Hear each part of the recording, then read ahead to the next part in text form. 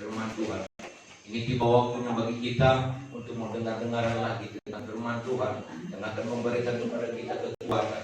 Firman Tuhan yang akan memberikan kepada kita teguran. Firman Tuhan yang akan memberikan kepada kita peringatan. Firman Tuhan akan memberikan kita petunjuk. Firman Tuhan yang akan memberikan kita sesuatu jalan yang harus kita jalani, yang harus kita tempuh dalam melanjutkan perjalanan hidup kita.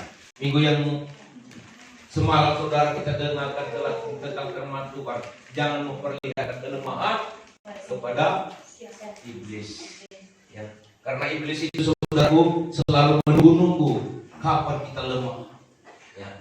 Dan dengan kelemahan kita, itulah yang akan dijadikan iblis sebagai jalan untuk menghancurkan kita, membinasakan kita, menjatuhkan kita. Di mana tertulis minggu semalam saudara, Lukas 4 ayat 13. Tolong dibaca ini sekilas ayat firman Tuhan minggu semalam.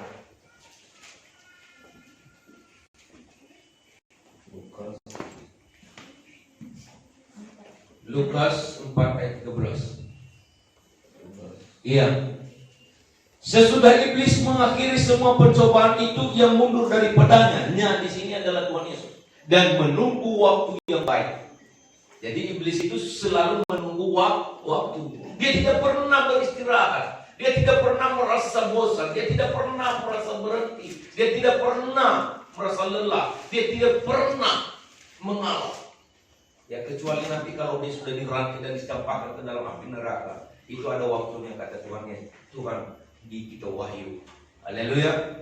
Semua iblis-iblis dan antek-anteknya nanti semuanya akan ikat dan dicampakkan ke dalam api yang menyala-nyala. Tetapi saat-saat ini iblis selalu menunggu-nunggu. Apa yang ditunggu-tunggunya? Yaitu kelemahan-kelemahan kita. Sesudah iblis mengakhiri semua pencobaan itu, karena pencobaan yang pernah dilancarkannya kepada Yesus tidak datang. Lalu selanjutnya dia katakan, dia mundur daripadanya. Bukan mundur terus, tetapi ya, dan menunggu waktu yang baik. Dia tunggu lagi waktu. Nah, ini pekerjaan iblis. Jadi pernah saya katakan di sini, saudara kasih, ya, jangan pernah menganggap bahwa iblis itu senang kalau kita akur dalam rumah tangga kita. Iblis tidak senang. Iblis tidak senang kalau kita dilihat akur. Dia akan pasti cari jalan bagaimana supaya berantakan, kacau antara suami, istri, anak, dan orang tua. Ada saja. Jadi itu maka harus kita saudara bertahan. Jangan menampakkan kelemahan-kelemahan itu di hadapan iblis, di hadapan antek-anteknya. Demikian juga saudara, kalau kita setia berdoa, setia beribadah, ada saja caranya untuk melemahkan. Dan ketika kita lemah, disitulah dia masuk. Jadi iblis itu pekerjaannya selalu menunggu. Kapan kita lemah? Nah, puji Tuhan saudaraku yang kekasih, pada saat ini saya akan menyampaikan kepada kita firman Tuhan itu, saudaraku, adalah sekilas khotbah firman Tuhan yang disampaikan minggu semalam, yaitu tentang jangan pernah memperlihatkan kelemahan kepada iblis. Ya, ucapan kata-kata yang kuat, kata-kata yang menang, ucapan kata-kata yang bisa memberi semangat, ucapan kata-kata yang bisa membuat kita maju dan bukan lemah, bukan mundur. Nah, haleluya. Pada saat ini saudaraku yang kasih, tema firman Tuhan kepada kita itu sikap harus tegas terhadap iblis. Jadi sikap kita kalau kepada Tuhan harus kita tunduk, tetapi terhadap iblis harus kita tegas. Amin. Haleluya. Nah, jangan berikan kepadanya suatu peluang untuk mengobok-obok kita. Yakobus 4 ayat 7 kita baca.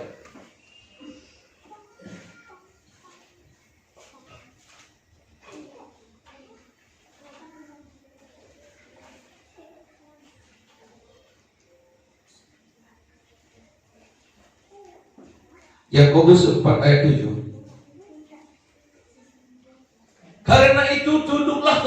Allah dan lawan iblis, maka ia akan lari dari padamu. Ada dua sikap di sini. Sikap terhadap Allah bagaimana? Tunduk. Ya. Sedangkan terhadap iblis lawan. Ya. Kalau katanya melawan itu saudara yang kita boleh lembek. Harus kita tegas. Amin. Iblis itu saudara yang kasih.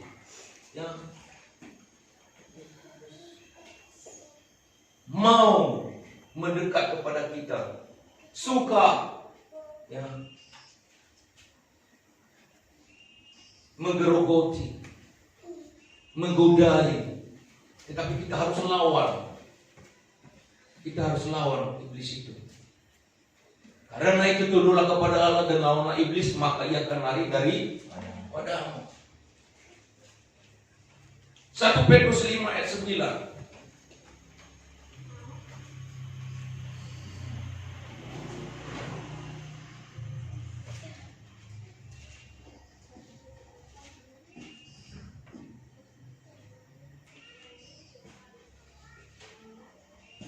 1 Petrus 5 ayat 9 juga selanjutnya dikatakan, lawanlah dia dengan iman yang teguh. Sebab kamu tahu bahwa semua saudaramu di seluruh dunia menanggung penderitaan yang sama. Banyak saudara kita yang menanggung penderitaan karena apa? Karena ulah iblis. Karena pekerjaan iblis, karena pekerjaan setan. Sebab itu Rasul Petrus menegaskan, lawanlah dia. Dengan apa kita melawan iblis? Dengan iman kita. Ya, itulah sebabnya kita diajak untuk beriman kepada Tuhan. Itulah sebabnya kita diajak terus meninggikan Tuhan. Inilah ciri-ciri orang beriman, selalu meninggikan Tuhan, memuliakan Tuhan dalam segala keadaan. Dan kalau kita sudah meninggikan Tuhan, berarti kita beriman kepada Tuhan. Dan karena kita beriman kepada Tuhan, iblis juga tidak jalan. Segala macam kelicikannya, segala macam godaannya, segala macam siasatnya. Haleluya. Jadi di dalam 1 Petrus 5 ayat 9 dikatakan bahwa saudara-saudara kita di seluruh dunia telah terkecoh, mengalami penderitaan karena ulah iblis. Sebab itu lawan aja dengan iman yang teguh. Sebab kamu tahu bahwa semua saudaramu di seluruh dunia menanggung penderitaan yang sama. Kalau di dalam ayat 8 belakang dikatakan bahwa iblis itu berjalan keliling sama seperti singa yang mengaum-ngaum, mencari-cari jalan untuk menelannya. Sadarlah, ayat 8 dikatakan belakang, sadarlah dan berjaga-jagalah, lawanmu si iblis berjalan keliling sama seperti singa yang mengaum-ngaum dan mencari orang yang dapat ditelannya. Pekerjaan iblis adalah mencari-cari siapa yang dapat menjadikannya mangsa. Dibelur, ditelannya, ya, ditelannya. Nah, supaya menjadi lunak. Kalau iblis itu, saudaraku, memangsa hewan, ya, pertama dulu dilunakkannya tulang-tulangnya, dililitnya sampai lembek, ya, sebesar anjing entah kucing, saudara, ya. Nah, bayangkan misalnya hanya sebesar mikrofon ini ular bisa menelan seekor kucing. Bagaimana caranya, saudara? Dililitnya dulu, dilunakkannya dulu tulang-tulangnya. Sesudah itu, saudaraku, baru ditelannya. Gitu.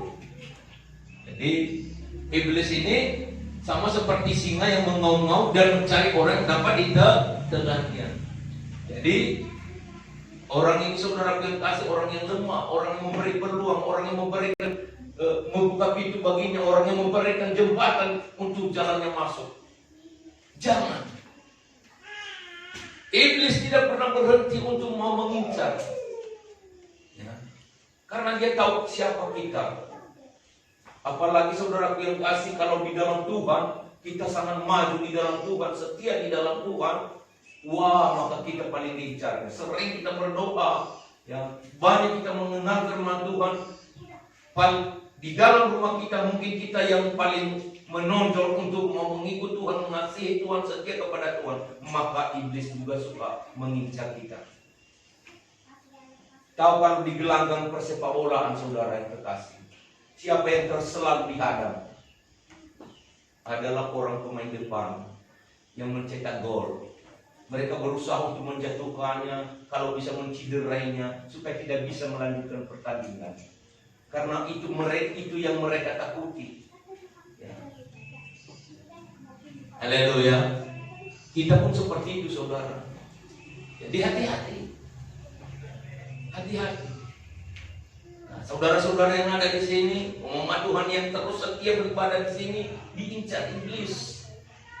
Kalau sudah lemah, maka yang lain mudah saja digerogotinya, mudah saja untuk membelurnya, menelannya, ya, menjatuhkannya. Itu yang kalian paling setia, maka yang paling menonjol itu dulu yang akan dijadikan sebagai sasaran utama. Jadi, saudara, kita kuat, kita semangat. Jangan memperlihatkan kelemahan di hadapan iblis. Kita semangat. Haleluya. Iya. Nah, saudaraku yang kekasih, 1 Petrus pasal 8, 1 Petrus pasal 5 ayat 8, 1 Petrus pasal 5 ayat 9 tadi dikatakan bahwa lawanlah iblis. Lawan, jangan berikan ya toleransi, jangan kompromi. Kalau kompromi nanti sama seperti Hawa, akhirnya kehilangan berkat karena kompromi. Jangan seperti Kain, akhirnya saudaraku kehilangan berkat. Hawa kan kehilangan berkat dan Adam karena kompromi kepada iblis. Kehilangan taman Eden. Kain pun juga begitu, dosa sudah mengintip di depan itu, menunggu-nunggu. Ya kapan? Siapa ini? Si Kain ini yang mengalami sesuatu gejolak batin yang keras. Cemburu, iri hati terhadap adiknya. Hanya masalah persembahan. Karena persembahan Abel diterima Tuhan, sementara persembahannya tidak. Karena apa? Caranya kepada Tuhan tadi. Cara Habel kepada Tuhan mencari yang terbaik untuk Tuhan. Sedangkan cara Kain, laku-lakuna saja lah. Kain, Habel itu adalah pekerjaannya beternak. Dan dicarinya domba yang terbaik. Baca itu saudara dalam Kejadian. Sedangkan Kain, ya tidak masalah apa usaha pekerjaannya, tetapi sikapnya terhadap Tuhan ini yang Tuhan nilai. Haleluya. Nah, sehingga ketika mereka memberi persembahan itu saudara, nampaknya persembahan yang diberikan siapa ini Kain ini tidak begitu dihiraukan oleh Tuhan. Kenapa? Karena bukan dari dasar hatinya. Ya. Jadi sikap kita terhadap Tuhan itu tunduk. Nah, punya kesempatan kepada iblis ini. Ini akan menimbulkan nanti sesuatu gejolak di pikiran si Kain. Sehingga karena itu saudara terjadi suatu gejolak pikiran di dalam pikiran si Kain. Lalu ingin membunuh si Habel. Dan betul saja, si Habel dibunuhnya saudara. Apa yang terjadi saudara yang kasih? Dia mengalami sesuatu perjalanan hidup yang rumit. Nah itu. Iblis ini saudara tidak senang kalau kita bangkit. Dia tidak ingin kalau kita maju. Dia tidak ingin. Dia tidak ingin kalau kita diberkati oleh Tuhan. Sebab itu saudaraku, kita harus tetap mempertahankan sikap tunduk kepada Tuhan. Lebih taat kepada Tuhan. Yakinlah saudaraku yang kasih, ya, bahwa ada saja jalan yang bisa Tuhan bukakan kepada kita. Banyak orang menutup jalan berkat kepada kita, tetapi ada saja jalan Tuhan bukakan untuk kita, guna memberkati kita. Ada saja, hanya saja kita beriman kepada Tuhan. Lawanlah dia dengan iman yang teguh, sebab kamu tahu bahwa semua saudara di seluruh dunia menanggung penderitaan yang sama. Banyak tercekecoh oleh ulah isi iblis. Tetapi kalau saudara tetap beriman kepada Tuhan, iblis tidak akan mampu untuk menghadapi kita. Amin, saudaraku. Ya. Lawan si iblis. Tanda-tanda orang percaya itu, saudaraku, mengusir setan. Markus 16 ayat 17.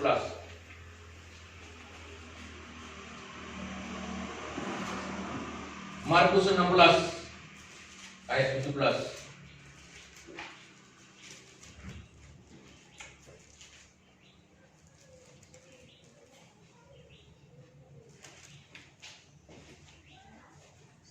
Iya. Markus 16 ayat 17 dikatakan, tanda-tanda ini akan menyertai orang-orang yang percaya. Mereka akan mengusir setan-setan demi namaku. Mereka akan berbicara dalam bahasa-bahasa yang baru bagi mereka. Nah, tanda-tanda orang percaya itu, tanda-tanda orang yang beriman kepada Tuhan itu mengusir setan. Bukan kompromi dengan setan. Haleluya. Bukan kompromi. Harus tegas. Usir setan. Usir segala sesuatu yang mau melemahkan kita. Nah, di dalam ayat-ayat yang lain, saudaraku, kita dengarkan. Dan saya tidak catat, saudara, saya tidak tahu mana, mungkin Matius, saudara, yang dikatakan bahwa kalau tangan kananmu berbuat jahat, potonglah. Supaya lebih baik kamu mempunyai tangan pudung daripada dua tangan dan membawa kamu masuk ke neraka. Tangan satu. Kalau matamu satu menggiring engkau untuk masuk ke dalam dosa, cukilah, lebih baik daripada engkau dibawanya ke neraka. Lebih banyaknya satu mata tetapi masuk. Haleluya. Matius 5 ayat 29. Iya, Matius 5 ayat 29.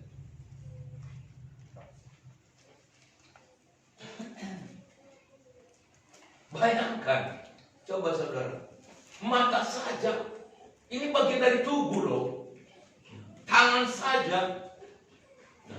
Maka jika matamu yang akan menyesatkan engkau, cungkillah dan buanglah itu. Karena lebih baik bagimu jika satu dari anggota tubuhmu binasa daripada tubuhmu dengan utuh dicampakkan ke dalam neraka. Ayat 30 terus. Ayat 30.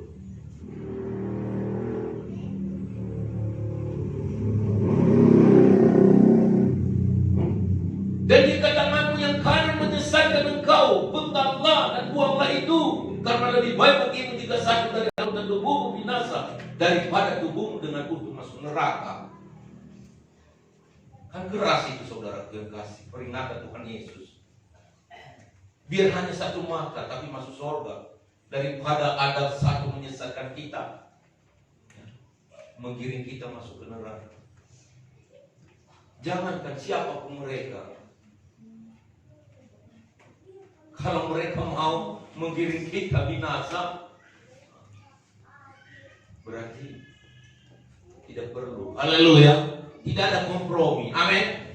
Tidak ada kompromi dengan siapapun yang mau menggiring kita masuk neraka, walaupun nampaknya manis, ya.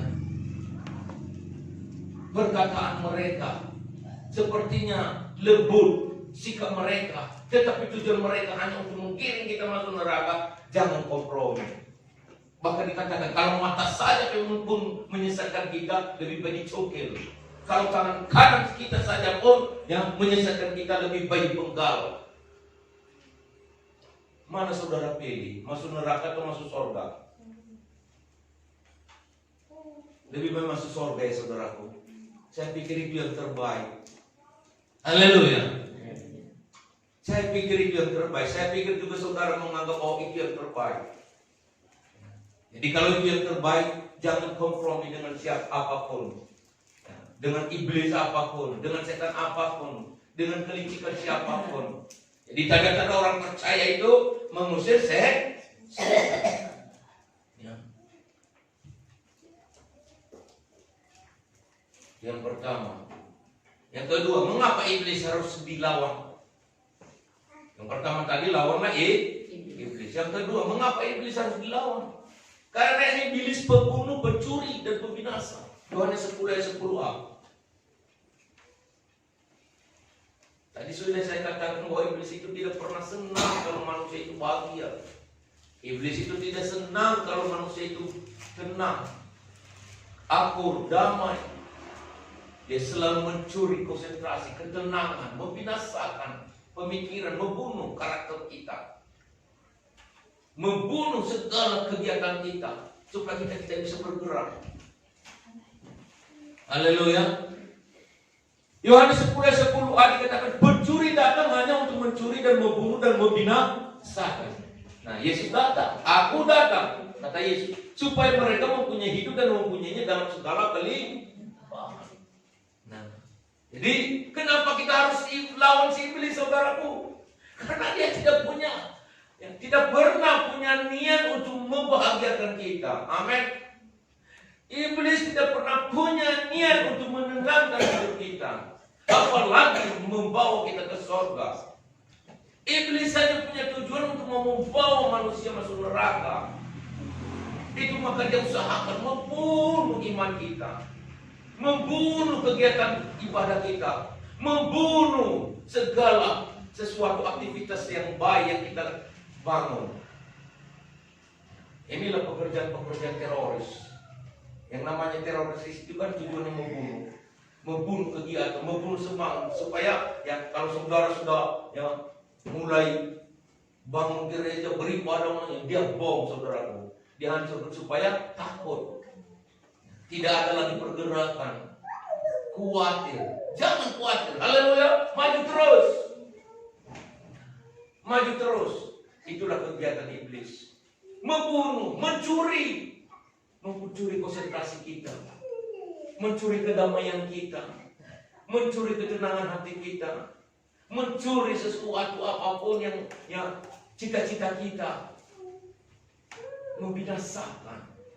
Jadi pencuri datang hanya untuk mencuri dan membunuh dan membinasakan. Ini adalah pekerjaan iblis. Mengapa kita harus lawan, saudara? Karena iblis adalah penjerumus. Nah, dikatakan tadi 1 Petrus 5:8 ya, berjalan keliling mencari-cari orang yang dapat dicelahannya, dimangsanya. Haleluya. Nah, jadi iblis juga adalah penipu. Efesus 6:11. Mengapa kita harus lawan si iblis? Karena iblis juga adalah penipu, bapak pendusta. Kenakanlah seluruh perlengkapan senjata Allah supaya kamu dapat bertahan melawan tipu muslihat. Jadi siapa yang menipu di sini? Iblis. Ya, dia suka mengiming-imingi. Ya, apa katanya kepada Tuhan Yesus? Kalau itu lihatlah, ya, dunia ini sepanjang mata memandang kan indah. Nah, kalau kau menyembah aku, semua itu kuberikan kepada kamu. Kalau tidak salah, Matius 4 ayat 9 dan 10. Coba.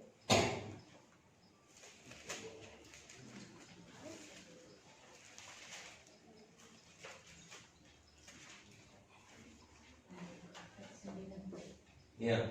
Dan berkata kepadanya, semua itu akan kuberikan kepadamu jika engkau sujud menyembah aku. Ya, dia bawa Yesus di atas gunung. Dan di atas gunung itu kan nampak kiri kanan sekeliling, ya gedung-gedung mewah, ya segala keindahan dunia. Lalu apa kata iblis? Ya, coba lihat itu. Nah, itu kuberikan kepadamu kalau engkau menyembah. Dan berkata kepadanya, semua itu akan kuberikan kepadamu jika engkau sujud menyembah aku. Mengiming-iming. Tetapi Yesus pernah berkata di dalam Yohanes Matius 16 ayat 26, apa gunanya seorang memperoleh seluruh dunia kalau kehilangan nyawanya?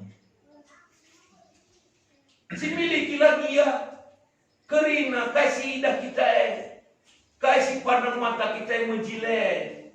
Adin nyawa kita pela selamat. Puan naring man kay naring kerina Yesus berkata kepada mereka, berjaga-jagalah dan waspadalah terhadap raguan kalian. Itu Matius 16 ayat 16, 6 ayat 26. Iya, termasuk orang Farisi pun begitu. Nah.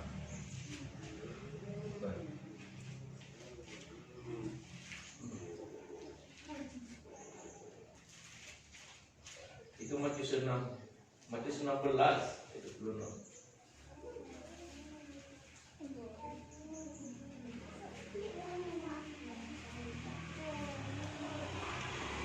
Iya. Apa gunanya seorang memperoleh seluruh dunia tetapi kehilangan nyawanya? Dan apakah yang dapat diberikan sebagai ganti nyawanya? Tergantikan nyawa dengan seluruh dunia, kan? Nah. Tergantikankah nyawa dengan apa yang ditawarkan iblis tadi? Kalau dia berkata sekarang ini nyawamu tidak selamat, mau dikasih apa untuk menggantikannya? Tapi kalau Tuhan berkata sehelai rambut di kepala, kalau Tuhan tidak diizinkan, ya, jatuh, tidak juga. Haleluya. Berarti semuanya ada di tangan Tuhan, ada dalam kekuasaan Tuhan. Jadi lebih baik kita berserah kepada Tuhan. Itu maka dia katakan, pernah saudara, jangan takut kepada yang membunuh tubuh, tapi takutlah kepada yang membunuh jiwa. Haleluya. Luar biasa Tuhan kita. Amin saudaraku. Tuhan yang kita sembah bukan Tuhan yang sembarangan. Dia adalah Tuhan yang hidup. Tuhan yang bisa mendengar doa dan seruan kita. Tuhan yang melihat keadaan kita. Dan dia sanggup menolong kita tepat pada waktunya. Ya. Jadi kenapa kita harus melawan iblis, saudara kita? Karena iblis itu pembunuh, pembinasa. Karena iblis itu mau menjerumuskan kita. Karena iblis itu mau menipu kita, mengiming-imingi kita. Dan juga karena iblis itu adalah licik, suka memutarbalikkan firman Tuhan seperti yang dilancarkannya kepada Hawa. Dalam Kejadian pasal 3 ayat 1 sampai 4 dikatakan, saudara. Kejadian pasal 3.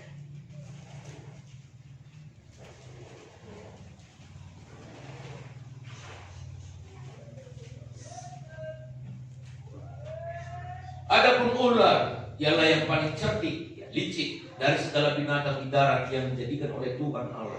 Ular itu berkata kepada perempuan itu, tentulah Allah berfirman, semua pohon dalam taman ini jangan kamu makan buahnya, bukan?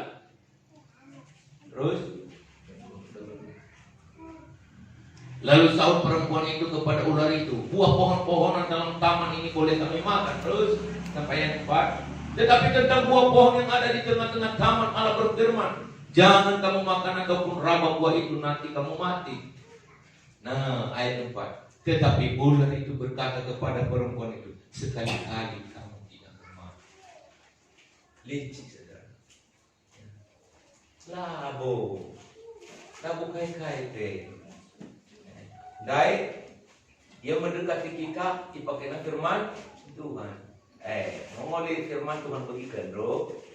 Engkau Guanina, kalau makan buah ibas kamanenda, main ini, buat pohon itu nak kena kamanenda.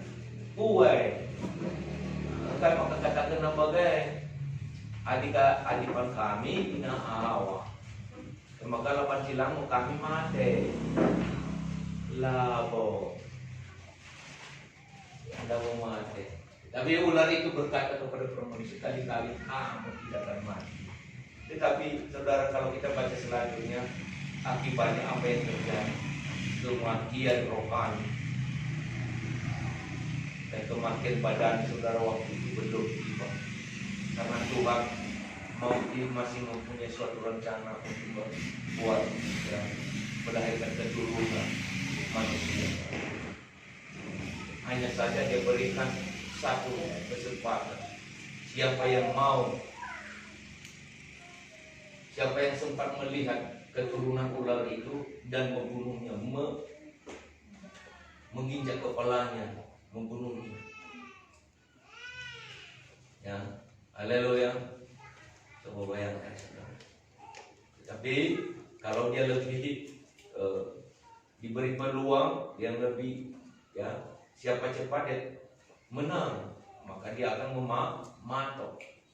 Jadi tergantung kita bagaimana kita terhadap iblis ini, sikap kita. Kalau kita lawan dia, pasti dia akan lari. Tapi kalau kita beri peluang kepadanya, maka dia akan mematok. Iblis itu licik. Jadi jangan pikir saudara kalau dia ya juga bisa menyamar. Dia bisa menyamar. Jangan kita pikir wow, dia pakai firman Tuhan, dia pakai dia tahu apa kata firman Tuhan. Tetapi saudara film kasih dikatakannya bahwa ya ular itu adalah salah satu binatang yang cerdik, licik. Dia sebenarnya adalah iblis. Harus kamu kalah, hancurkan dia, lawan dia, maka dia akan lari daripada. Nah, ini saudara, mengapa kita harus melawan iblis? Karena iblis itu licik. Iblis itu mau menjerumuskan kita. Nah, yang ketiga, bagaimana kita melawan dia? Tadi saya katakan saudara dengan iman kepada Tuhan. Haleluya. Kita baca ulang saudara. Efesus pasal 6. Bagaimana kita melawan iblis? Efesus pasal 6 ayat 10. Mulai. Ya. Akhirnya hendaklah kamu kuat di dalam Tuhan, di dalam kekuatan kuasa-Nya. 11. Kenakanlah seluruh perlengkapan senjata Allah, supaya kamu dapat bertahan melawan tipu muslihat iblis. Ayat 12. Karena perjuangan kita bukanlah melawan darah dan daging, tetapi melawan pemerintah-pemerintah, melawan penguasa-penguasa, melawan penghulu-penghulu dunia yang gelap ini, melawan roh-roh jahat di udara. 13. Sebab itu ambillah seluruh perlengkapan senjata Allah, supaya kamu dapat mengadakan perlawanan pada hari yang jahat itu, dan tetap berdiri sesudah kamu menyelesaikan segala sesuatu. 14. Jadi berdirilah tegak, berikat pinggangkan kebenaran, dan berbaju jeratan keadilan. 15. Hakimu berkasutkan kerelaan untuk memberitakan Injil damai sejahtera. 16. Dalam segala keadaan pergunakanlah perisai iman, sebab dengan perisai itu kamu akan dapat memadamkan semua panah api dan si jahat. Ayat 17. Dan terimalah ketopong keselamatan dan pedang roh, yaitu firman Allah. 18. Dalam segala doa dan permohonan berdoalah setiap waktu di dalam roh, dan berjaga-jaga di dalam doamu itu dengan permohonan yang tak putus-putusnya untuk segala orang kudus. 19. Juga untuk aku, supaya kepada ketika aku membuka mulutku dikaruniakan perkataan yang benar, agar dengan keberanian aku memberitakan rahasia Injil. Ayat 20 terakhir. Yang kulayani sebagai utusan yang dipenjarakan, berdoa supaya dengan keberanian aku menyatakannya sebagaimana seharusnya aku berbicara. Saudara, Efesus pasal 6 ayat 10 sampai 20. Di situ saudara bebas ditegakkan kepada kita. Karena hendaknya kamu kuat di dalam Tuhan. Kalau kuat di dalam Tuhan, ya berarti tidak lemah. Kalau lemah saudara kasih, maka yang lain-lain juga saudara kasih yang tidak lagi berdaya kalau kita sudah lemah. Tetapi kalau kita tetap kuat, maka yang ada kesempatan untuk bisa menguatkan yang lain. Haleluya. Nah, bagaimana supaya kuat? Perlengkapi diri dengan perlengkapan senjata Allah. Apa perlengkapan senjata Allah tadi? Ya, kebenaran. Ini dulu saudara. Bertali pinggangkan kebenaran, berbaru jujur akan keadilan. Jujur, adil. Jalan kita harus lurus. Jangan menyimpang ke kanan dan ke kiri. Kalau sudah mau ikut Tuhan saja. Haleluya. Nah, berketopongkan keselamatan. Keselamatan kita adalah Yesus Kristus.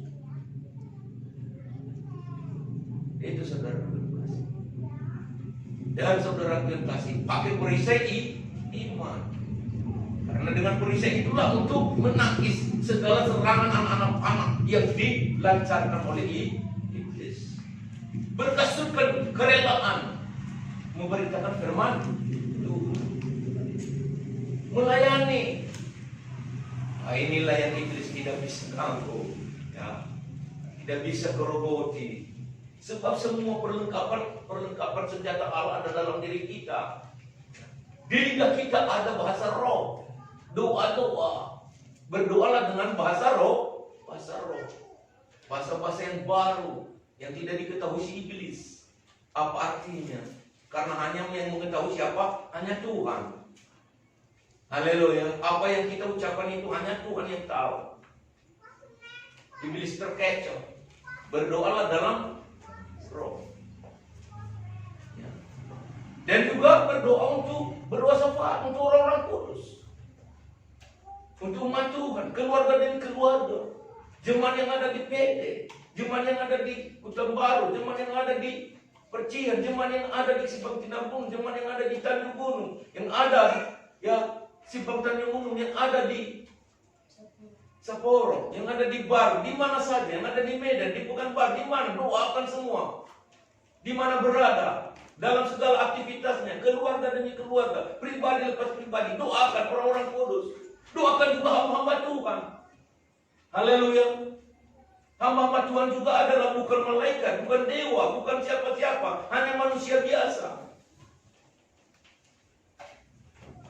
Tetapi doakan supaya bisa memberitakan firman Tuhan dengan firman Tuhan yang benar-benar, yang sesuai dengan tuntunan Roh Kudus. Haleluya. Yang tidak mau kompromi. Apa yang firman Tuhan katakan itu yang disampaikan. Tidak dibatas-batasi. Oh, nanti kalau sampaikan ini, hati jemaat ini nanti berkecil hati. Ya, tidak suka lagi datang ke gereja. Tidak peduli. Haleluya. Tidak masalah. Soalnya biar hamba Tuhan itu mau menyampaikan firman Tuhan tanpa batas, tanpa merasa takut, tanpa merasa segan.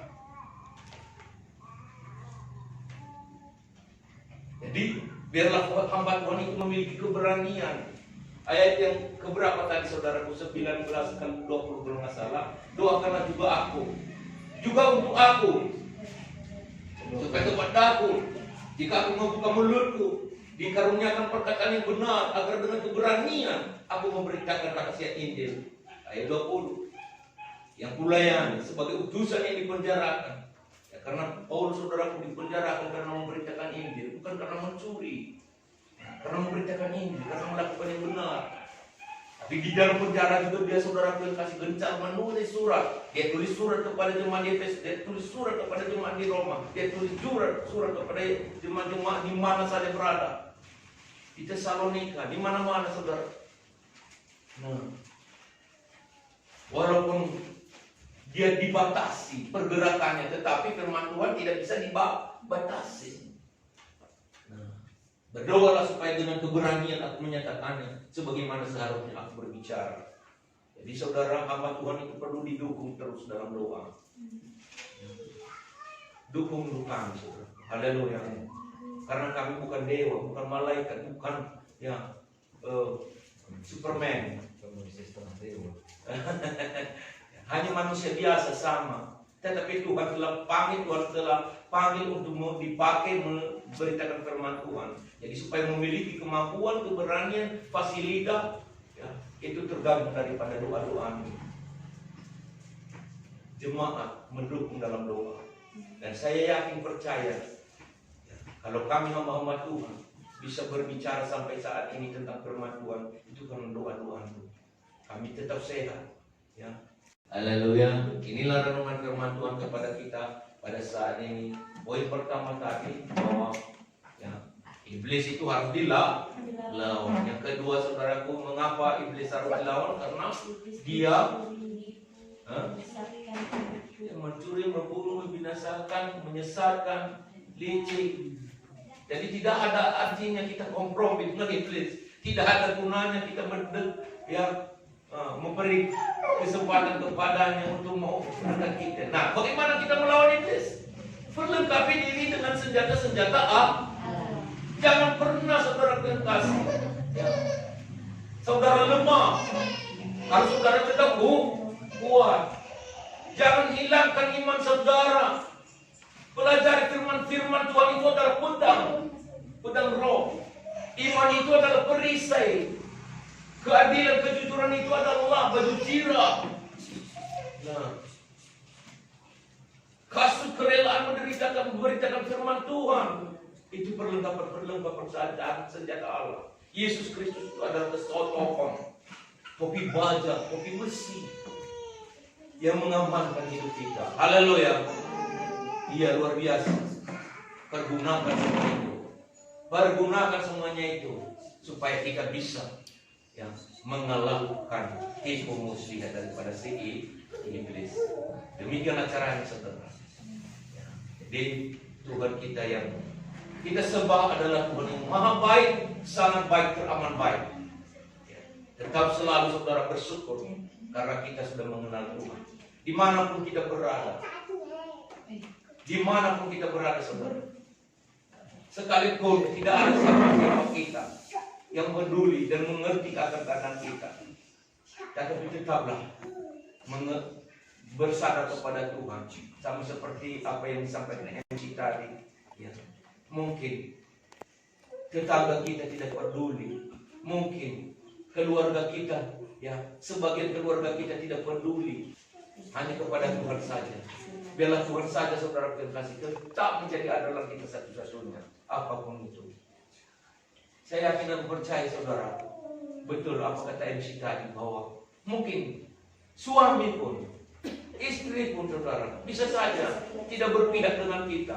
Saya teringat seperti Ayub. Ayub juga saudara kasih sedang dalam sekarat.